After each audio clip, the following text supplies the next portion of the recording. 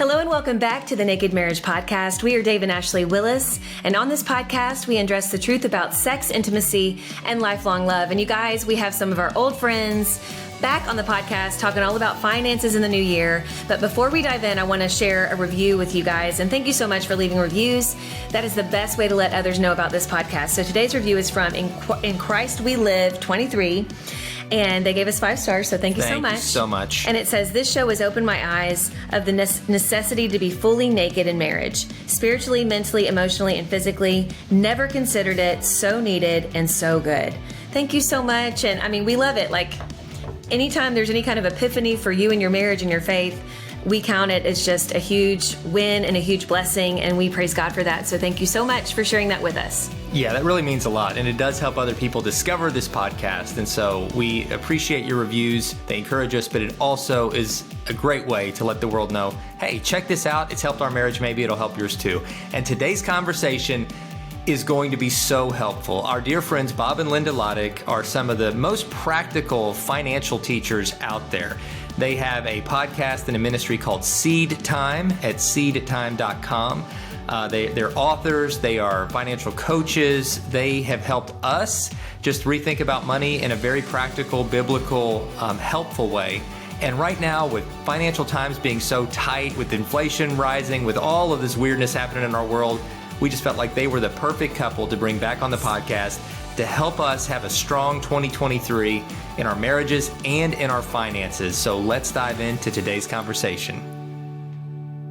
Well, like we said in the intro, we are super excited to welcome back our friends Bob and Linda Lotich, and their wisdom is so timely right now. Here, if you're listening in real time, it's near the first of the year. It's really just weird financial times we're living in, with inflation and debt and stress and uncertainty. And a lot of folks are feeling a lot of pressure around their finances. And so we thought, what better guest to kind of help come and demystify all of the money madness than our dear friends Bob and Linda, who, again, as a middle-class couple, developed a plan years ago and paid off $400,000 in debt, and then reached an audacious, amazing goal of giving away $100 million. Not $100 million. That would have been amazing.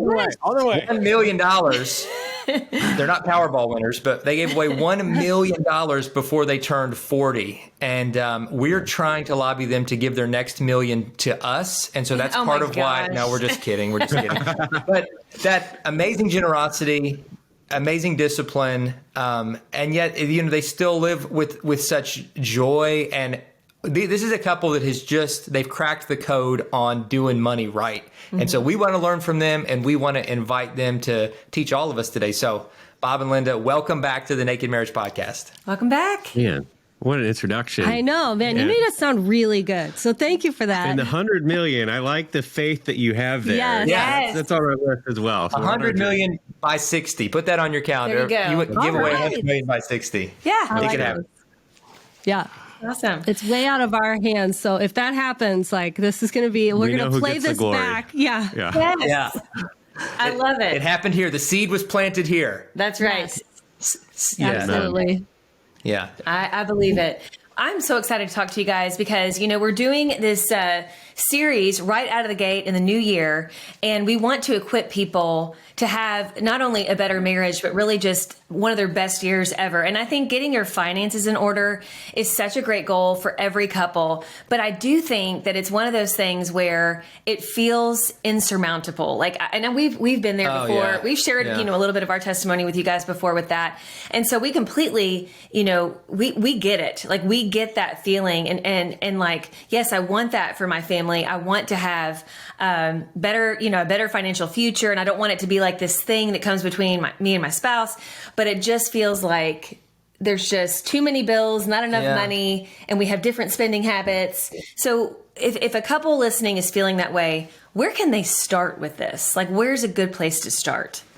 Yeah. Well, first thing I want to say is based on the $1 million we threw out, the $100 million, I think it's easy to just check out and just say, oh, well, these guys just have so much money that they blah, blah, blah, blah, blah. And we have come from we wish very much a middle-class couple who our story is all about the glory of God and what he has done in a very, very unlikely candidates. Mm-hmm. And I say that just so that anyone listening who's like, I barely have, $15 a week to be able to give. And so I can't even fathom giving that much or anything like that. Like, Right, I just want you to understand that we have been in some really tight times. Yeah. I remember going to a gas station and like scraping together quarters to fill up the gas tank. I remember fasting meals because we didn't have enough money in the grocery budget. Like, we've been through some stuff. And any progress that we've made has been by God's grace. Yeah. And so I think that's why we have to start there.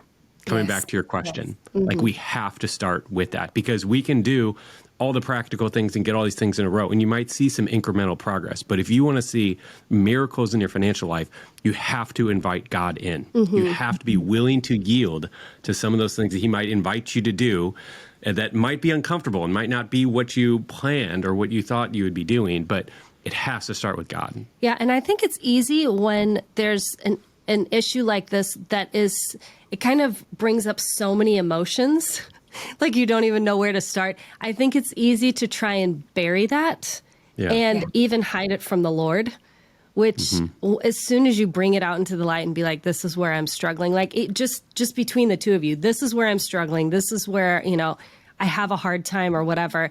It all of a sudden invites the Lord in to start doing work in your heart so that you can start making progress outwardly.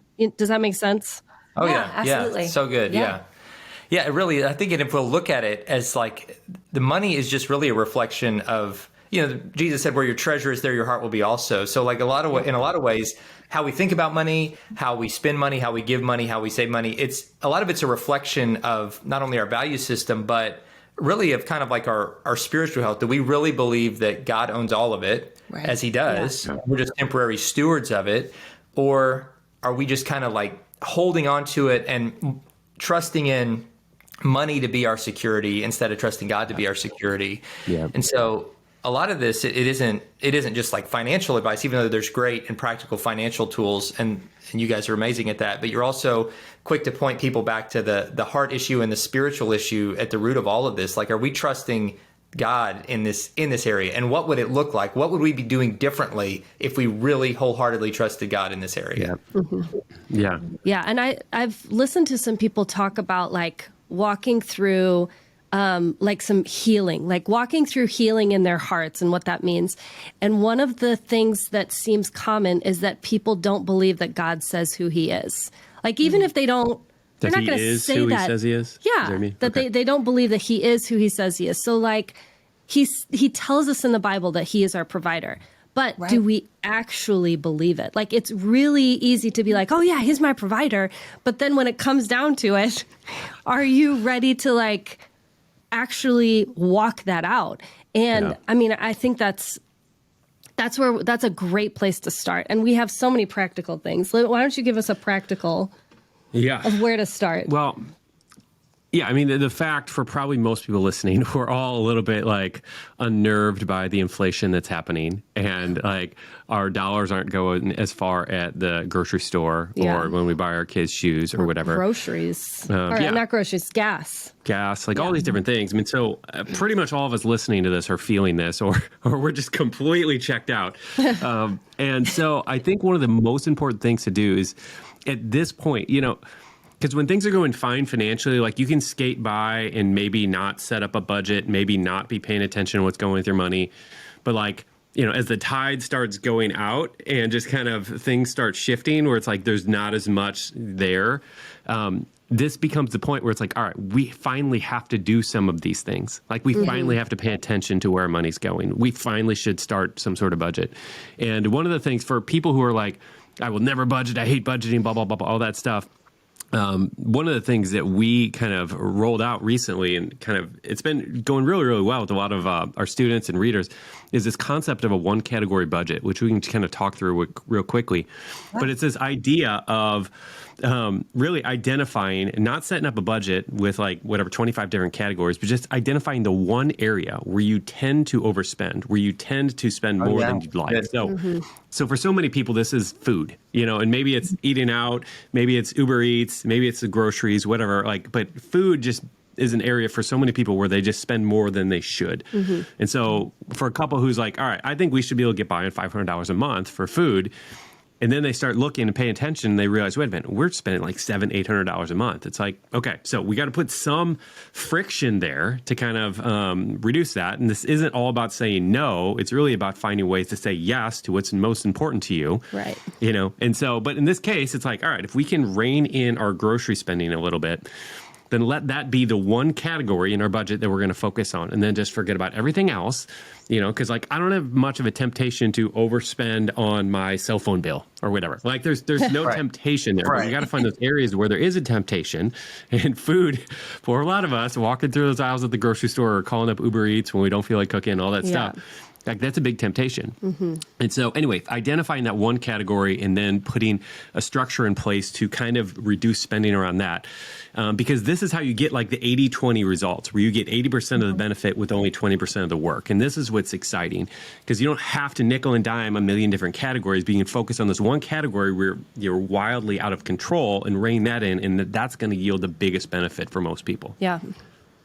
I love that. And it makes it so practical, because I do think that when people kind of glaze over with budgeting, it usually is because of overwhelm. Like they're just there's so many categories. Yeah. I'm not even sure if I know everything going in and everything coming out, like, you know, all that kind of stuff. But if you can look at the one category that gets you the most, I love that. And I think, gosh, we would have benefited from that so much back in the early days of our marriage when we were kind of just trying to get on the same page financially. So everybody listening and watching, that is gold. Like that, I love that.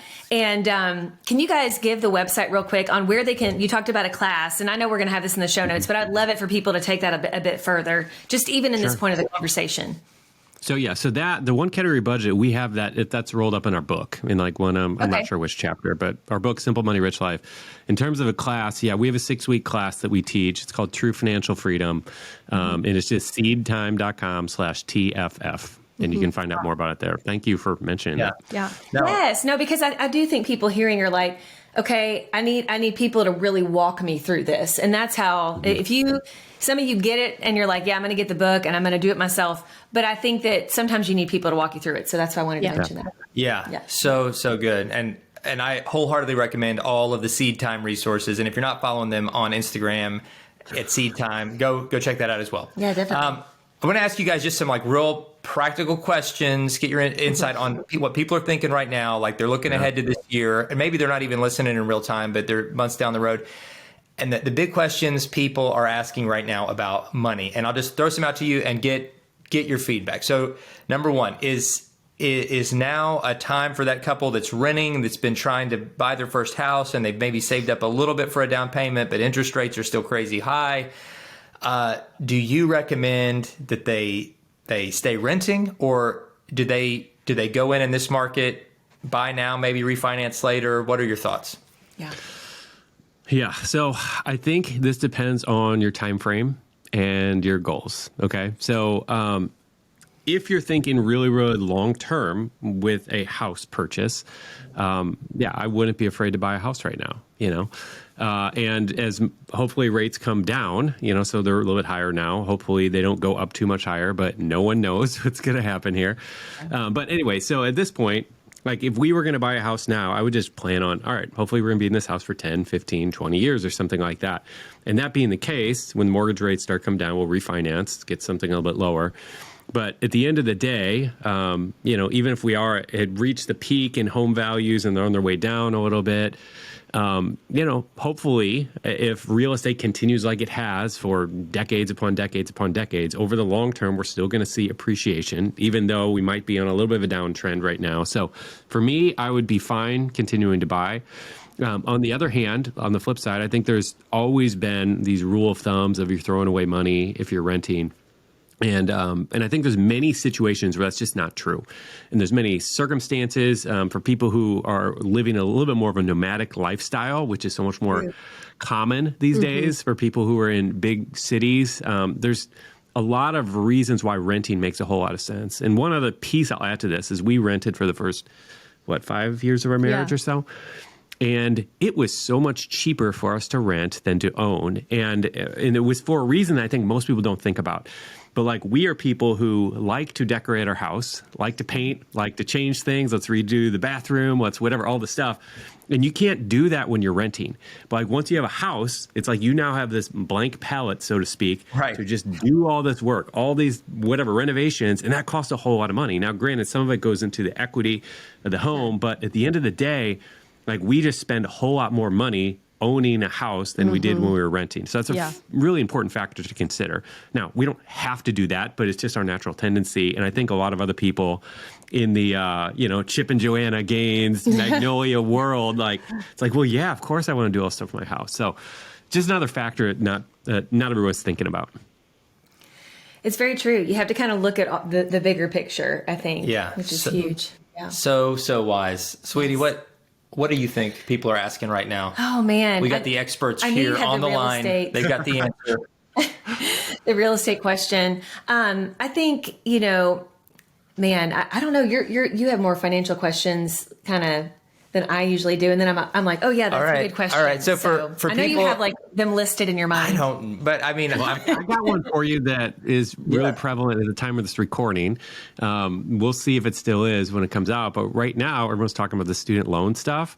Because there are different states and judges that are blocking this whole student loan thing. And so, and I've been saying this for a while, like, we don't know how this is going to play out, and so anyway, the point in all of this is for anyone listening, don't wait for the government to solve your debt problems.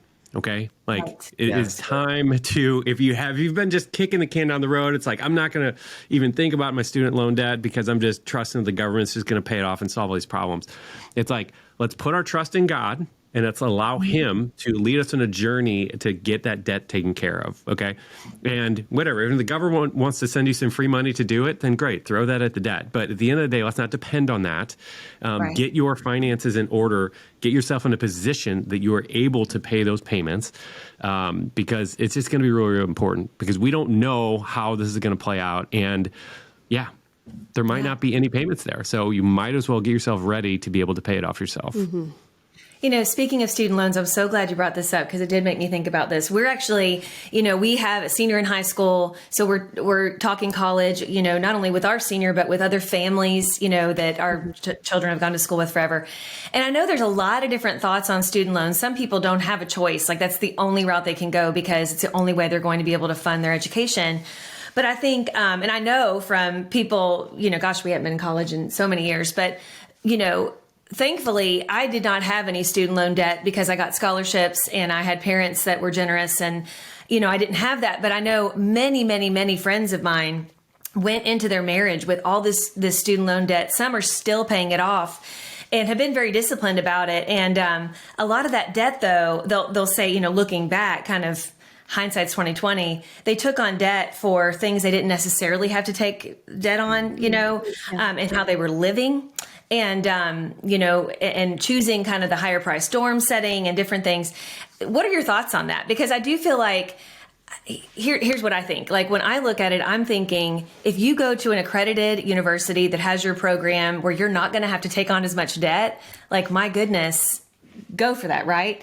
And I know that there's a lot of different things going in there, but what do you think about student loans? Because I know a lot of families, a lot of marriages maybe are on like the husband and wife are on different pages with this. What are your thoughts? Yeah. So the whole thing with college rates just continuing to go up higher and higher, like it's been really frustrating to watch, because I remember going into college and signing the paper for the student loans and just thinking, I don't care. I'm going to get out of college and be making so much money. I'm going to pay this off in a couple of years. I just didn't understand debt and I didn't understand the burden and how long it would last. And I think that that's just way too common, and along kind of that thinking, I also remember being in college and just thinking I just don't have to think about this. Like I don't have to try to save money on going to school a little bit cheaper. I don't. One of the things my mom did, which I'm really, really glad, is I spent at least a year going to a community college, getting credits that I was able to transfer. It's like that saved me probably $10,000 to $20,000. Like just that one decision of going to a community college and then transferring the credits over to bigger university. And it's like now thinking about it, like why not do that? I absolutely would recommend that to our kids and to anyone else. It's like if you have the opportunity to take advantage of that, like it's just a great cost savings. And And I think there's a lot of other things like that we can be thinking about. And maybe that's the housing situation. What does that look like? And are there cheaper ways to do housing than the standard? So these are all factors to consider. And then one other that I would add in this equation is I went to school, got a business degree after like bouncing majors, one after another, trying to figure out what I want to do when I grow up. And ended up getting a business degree at a decent school. But the truth is like, and I now run a business, but it honestly has very little to do with that. And any, quote, success that we've had in our business, I tell people this all the time. It came from the books that I read after college. It didn't come from my degree. Now, I'm sure I learned some stuff in there, but the point is that I think it's a better time now than it ever has been, or at least in the last, 50, 70 years, to be able to get educated without a college degree and still advance to some things. Now, obviously, you want to be a pharmacist or a lawyer, you need a traditional school, but I think that's a question worth asking as well. For a college senior, everyone I know is going to college. It's okay to ask the question all right, well, why? And what do I really want to do? And is that the best path for it? Because I think there's certain situations where it might make sense to just try to do the thing you love doing, if that's graphic design or whatever, seeing where that goes, and then maybe go to college a year or two later. Because I have talked to so many people over and over and over again, said, if I would have just started college 2 years after having gone out in the real world, I would have actually tried to learn. I would have actually gotten something out of education. Yes. And I know it's like that for me. And so anyway, those are just a whole bunch of different random thoughts about all that. So yeah, you can direct me any further if you want. And I would add to that, I think I was talking to I was talking to a friend. They will remain nameless. There we go. And they were saying that their kids were afraid to move out and go to college because they didn't want to have to pay for their lifestyle. And I was like, okay, that's fine. But this now is the time, your parenting is not over just because they made it through high school. Now is the time to start. I told them, I was like, make them read our book. Of course, because I think it would actually help, not just because I want to sell another book. But I think that now is the time to start saying, okay, everything costs money, right? Toothpaste costs money. So how are you planning to pay for this? Let's start coming up with some ideas on walking through what this is going to look like, because they are eventually going to move out. And if their education is not complete in my mind until they've had a financial education of how to actually work through, I really, really want this, but I have to buy this. And how am I going to balance these two things, Yeah. That's so good living in that real world tension. Yeah. Where they're feeling it, where, they're feeling the purchase instead of just this magically appears at mom and dad's house. Right. And it's free. Yeah, that's so good.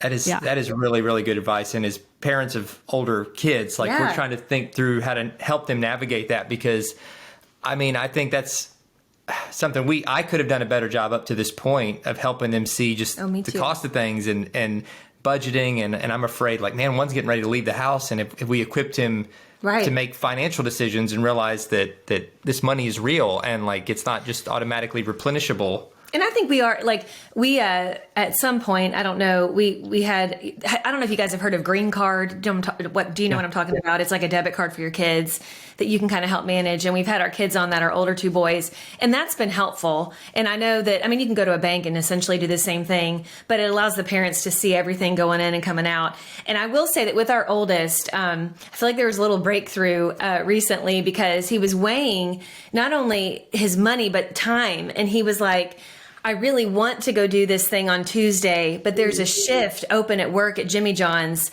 that I could really use that money and I probably should do. And I'm like, well, bud, it's up to you. Yeah, that's real life. We were like, real life, buddy. And he ended up choosing going and doing that shift. And it was for multitude of reasons. We were so glad. I was like, that's so responsible. I'm so proud of you. And in our house too, he doesn't have his own car yet. He's still driving dad's car.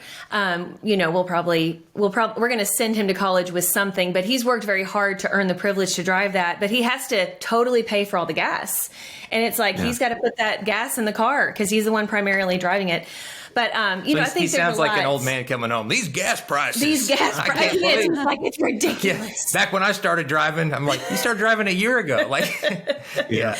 But it's good for them to feel that, and I'm sure there's even more we can do. And it does make you think when they're senior, it makes you think about like, where are those blind spots that I haven't talked about those things. And I want to shift it back to marriage because I know some of you listening are like, we don't have kids yet.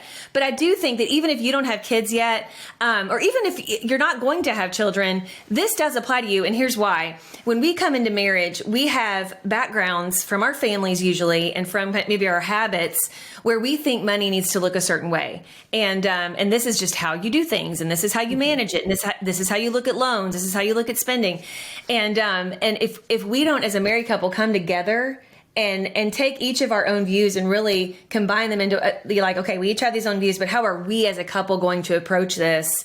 Then that's where you run into a lot of trouble. And you guys can go back and listen to our previous episode with this amazing couple where we talk more about our story. They talk about their story having to do with this. But I know for us personally, it's a constant conversation. And it has to be. Yeah. And communication is huge. That's something that the Lotichs talk about a lot, something we talk about here. Like, you've got to really talk to each other as husband and wife, and you've got to have unity. You have to have peace. You have to have a lot of grace for each other, and you have to have plan for each other. And I really do encourage you to go back and listen to our first conversation with them and go to seedtime.com and see all the resources. But before we sign off, because I know we're about out of time, Bob and Linda, I want to ask each of you before we close to give listeners one nugget of financial advice for the new year. So they're looking ahead and just here's one little tool, one little gift for them sticking around to the end of this conversation that they get this little bonus from you guys. And it could be anything. So I'm all ears. I'm excited to hear your advice. You want me to go first? Sure. All right. So I'm sorting through the archives. Tick. Yeah. If you want me to. You go ahead. Okay. So I would say sit down, have a conversation of the things that you want to do this year. We want to go on this vacation. We want to do, whatever. Take the kids to Disney World or, whatever it is. And start planning those things out. I want to go get my nails done every week. I want to go, golfing in the summertime or whatever the thing is. And then work backwards, right? Like that's what you do, work backwards. Okay, if we want to make that happen, how can we do it? How can we make these things happen? And just start planning out your finances based on that. Start putting it aside so that when the time comes, the money's sitting there and then there's no tension. Like you both are like, it's already sitting there, go spend it. Like this is your fun money, let's go, right? Yeah. That's great. I love that. All right, I'm going to go really, really practical. Super. This is not sponsored, but I'm just going to tell you about this app that I'm using that I love. So just the other day, I posted a Instagram story showing this. So this app that I've been using called Rakuten, Rakuten. That so it's basically a cashback app, and you use it and you get percentage cashback of everything you buy. It's super simple. It's just fantastic.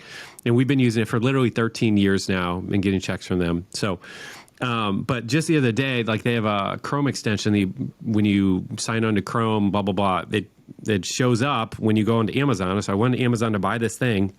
It was going to cost me $100 or $200 it was going to cost me. And the Rakuten little thing pops up and says, you can buy this over here. And I did, and it saved me $100. So instantly just using that silly little app. And so I know this is super practical, but there's some nerds out there who might like an app like this. And I've just been loving it. I'm so excited about it. You don't have to be a nerd though. That's what's so exciting is that you can literally just download this Chrome extension and it will just save you money. It'll just say, go buy it at this website instead. And so then you're super pumped because you're like, do you want to know how much money I just saved? Yeah. That is so good. I'm going to download that. Rakuten should pay you guys. Or even better, you guys should launch your own app called Lotich. And there you go. And people get cash back. And I would be all over it. I would be signing up. But those are great tip. Great very tips. Practical. Yeah, very great tips. You guys are always so practical and so fun. And hey, friends who've been listening to this, share this one. guys, a lot of folks need these practical tools that we've talked about, and this could help. I mean, this episode could really, really help. Just to apply some of what you've learned here. Check out some of those resources that Bob and Linda have pointed out, and the resources they've created, their book, their podcast, all that they're doing over at Seed Time is such a gift. And we're honored that they're part of the XO family, and we love getting to talk with them every chance we get. But guys, we pray that 2023, it's hard to even say that, 2023 is here, and it's the best year yet for your family. And so we just pray, God, we continue to bless your work and your marriage and your finances and every part of your life. And thank you so much for just sharing your wisdom with us today. We really appreciate you. Yeah. Thank you, guys. Appreciate it. Bye-bye.